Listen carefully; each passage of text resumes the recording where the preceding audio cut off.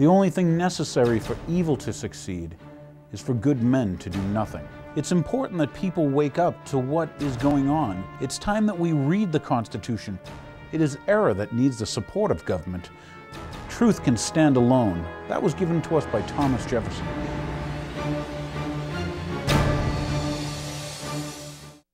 Thank you for tuning in once again. My name is Daniel Hapney. This is The Real Story.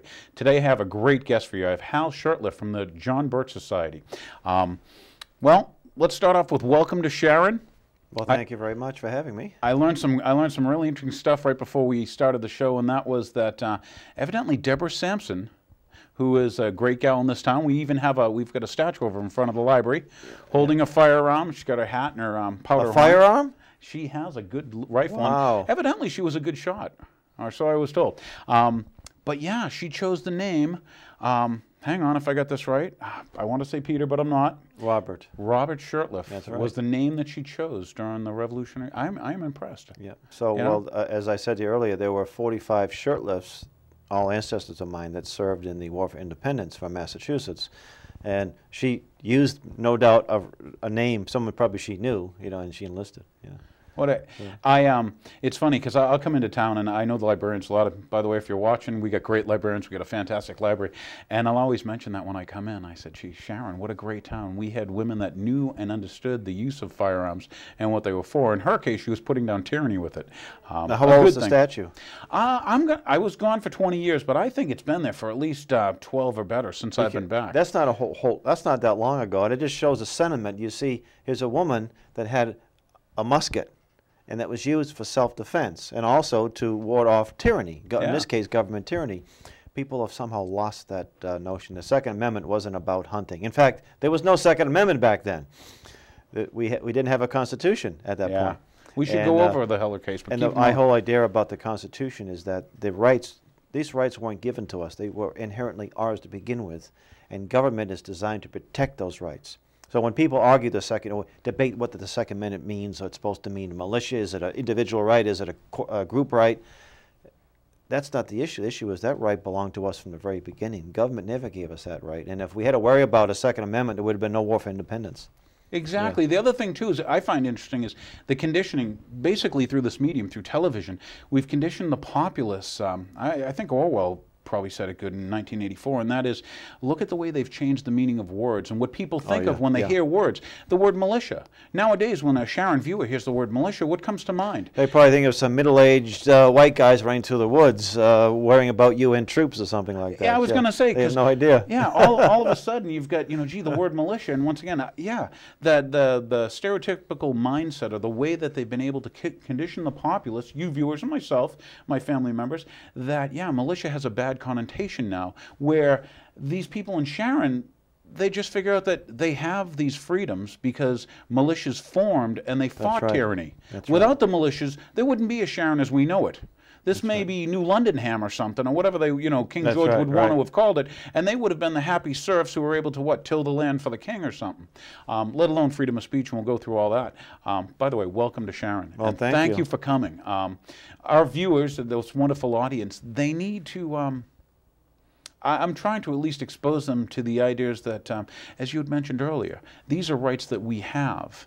And when people are putting in front of us, whether they're using, gee, well, you can buy some of your security by giving up your liberties. That's right. It's something that we have to question. We have to start saying, now, wait a minute. This has happened so many times in history, all throughout history. I mean, way back in Greece, and they've recorded that every time they've done this, it hasn't been the people that benefited. It's usually the rulers that benefit. And so anyway, please give them a quick introduction. When I say introduction, maybe a little bit of background. What got you involved in the John Birch Society? If these were, once again, a brand new class of students out there, and they knew nothing. Because many of when I say they, the viewers may have already have stereotypical mindsets of kind of like the word militia, like I said, and that's all this stuff. Please, Yeah, there tends to be sometimes a knee-jerk reaction when you say John Birch Society, and sometimes it's amusing when you get somebody, especially probably my age, or I'm 49 or up, or 45 and over. They may have heard that smear campaign that was launched in the 70s or 60s, or maybe the parents heard it and they kind of passed it on. But today, if you're under the age of 30, you don't have that negative connotation. They may have they might have heard us speak at a Ron Paul meetup rally, or they may have watched one of our videos on YouTube, and they say, "These people are pretty good." What do you mean they're supposed to be a bunch of, extremists or what have you? But what got me into it? I'm from Hyde Park. Grew up in Boston all my life. Did spend some time in the Army. Very proudly served in the Army. But usually, life experiences usually determine our views and our positions and attitudes. And growing up in Boston in the height of forced busing was quite a lesson, quite a learning experience. I would think so. And where you saw the heavy hand of the federal government come in, a federal judge says that took over the school system, basically, something that was supposed to be run by the city. Garrity was a federal judge? Judge Garrity, I remember the name because he I'm was about a Kennedy, 47, but I was out here. He was a John Kennedy appointee. Wow, didn't know. And he determined that there was discrimination going on, and therefore you had to force people from one part of the city to the other. And it caused a lot of racial animosity. It really tore the city in half. I remember that. And all for the whole objective was supposed to be quality education. Well, education suffered dramatically. And I remember you had Communist Party people coming in, what do you call it, the Progressive Labor Party. These folks, I think, rented costumes from Central Casting and called themselves Nazis, were driving in. And you had all this animosity and hatred. And I remember going to school, it was, how can you learn when you've got helicopters flying around, you've got policemen everywhere, you've got state troopers. Even at one point, you had National Guardsmen sort of like ready to be called upon, staging, ready to come in case they were needed. You got to learn your basic math and grammar and things. Kind of hard to do that. And then you saw the relations between blacks and whites deteriorated ridiculously. And where there wasn't, that animosity was created. It actually grew the animosity. I remember going late to class one day, and there's this federal marshal who's about 7'9" or some ridiculous size, and he's with the headmaster, Donato. I'll never forget this. This was a really interesting experience because I like open up my eyes. And this, I'm late for class, which is not the most serious infraction. Usually the headmaster says, "Now, okay, get to your class." This guy pushed me. This federal marshal pushed me across the hall, and it kind of hurt. He's a big guy. And I told him I was going to call 911 because you're violating my rights here. You've assaulted me. Well, anyway, I got to my class. School's over. I did call the police. And I said, I was assaulted in school. Well, give me the specifics. And I said, well, it was guy was about, some huge man. And I said he was a federal marshal. And they laughed at me. And he said, oh, you can't. They're above reproach or something like that. There's no accountability there.